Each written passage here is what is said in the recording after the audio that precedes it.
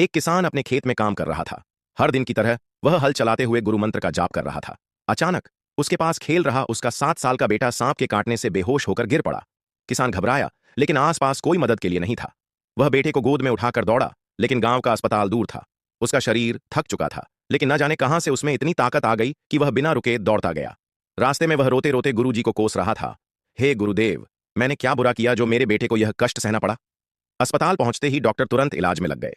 आश्चर्य की बात यह थी कि डॉक्टर आमतौर पर शाम 5 बजे चले जाते थे, लेकिन आज वे किसी कारणवश रुके हुए थे। इलाज हुआ और बेटा बच गया। रात को जब किसान आराम कर रहा था, तभी उसे एहसास हुआ, जिस खेत में उसका बेटा खेल रहा था, वहां उसने पिछले हफ्ते जहरीले जंगली पौधों को हटवाया था। अगर वे पौधे वहां होते तो जहर और तेजी से फैल सकता था। फिर उसे याद आया कि इतनी दौड़ने की ताकत उसे कहां से मिली और डॉक्टर क्यों रुके थे। तभी टीवी पर एक प्रवचन आ रहा था। मैं तुम्हारे कर्मों को टाल नहीं सकता, लेकिन तुम्हें सहने और सामना करने की शक्ति जरूर दे सकता हूं। उसकी आंखों से आंसू बह निकले। उसने गुरु से माफी मांगी और फिर से गुरु मंत्र का जाप करने लगा। अगर आपको भी यह कहानी प्रेरणादायक लगी तो चैनल को सब्सक्राइब करें और कमेंट में जय श्री राम जरूर